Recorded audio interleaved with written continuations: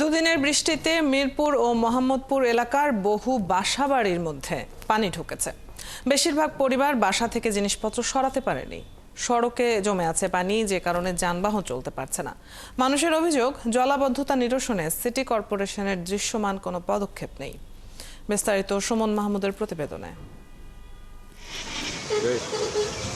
কোনো নদী বা খাল নয়, জলাবদ্ধতার এমন দৃশ্য মিরপুর এলাকার অধিকাংশ সড়কে প্রবেশ করলেই নজরে আসবে।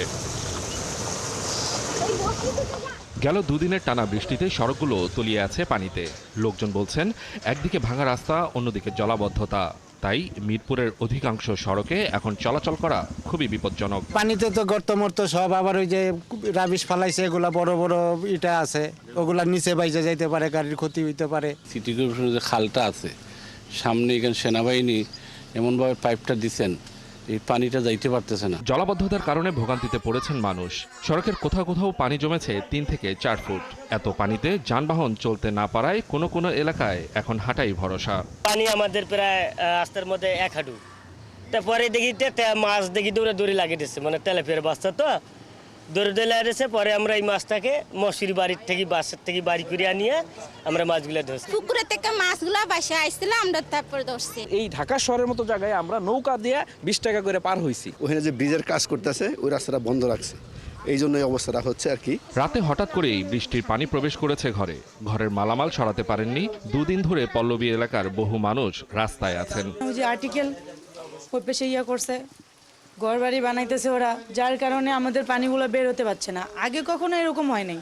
এই 2 বছর ধরে আমরা পানিতে ডুবে যাচ্ছি। আমরা গরিব মানুষ, কোথায় যাব? ঘরের ভিতরে পুরো পানি, রাস্তা বের হয়ে দাঁড়ায় আছি। 1 ঘন্টা বৃষ্টি হলে মনে করেন যে এই অবস্থা, আমাদের ঘরের মধ্যে এতটুকু পানি। পানি তো মনে করেন হঠাৎ করে ঢুকে গেল, খাট উঠাইছি 2টা 3 উপরে করছি, ওটাও তলায়। এই জলবদ্ধতা যদি কোনো ব্যবস্থা না করে, তাহলে আমরা এখানে না খেয়ে মরবো, আর এখানে পানিতে ডুবে মরবো। জলাবদ্ধতার এমন ভোগান্তি থেকে কবে মুক্তি মিলবে, এমন প্রশ্ন ছিল বেশিরভাগ মানুষের মুখে। গত দুদিনের বৃষ্টিতে পল্লবীর অধিকাংশ এলাকায় এই ধরনের জলাবদ্ধতা দেখা দিয়েছে। কোনো কোনো বাসায় 2.5 থেকে 3 ফুট পর্যন্ত পানি জমে আছে। এলাকাবাসী অভিযোগ করছে, এলাকায় যে খালগুলো রয়েছে সেগুলো নালায় পরিণত হওয়ার কারণে পানি নিষ্কাশন ব্যবস্থা ব্যাহত হচ্ছে। পাশাপাশি এই এলাকায় অপরিকল্পিতভাবে গড়ে উঠেছে হাউজিং, যার ফলেও এই ধরনের জলাবদ্ধতা তৈরি হচ্ছে। যথাযথ কর্তৃপক্ষ জলাবদ্ধতা নিরসনে ব্যবস্থা গ্রহণ করবেন, এমন আশা করছেন এই এলাকার ভুক্তভোগীরা। সুমন মাহমুদ, 71, ঢাকা।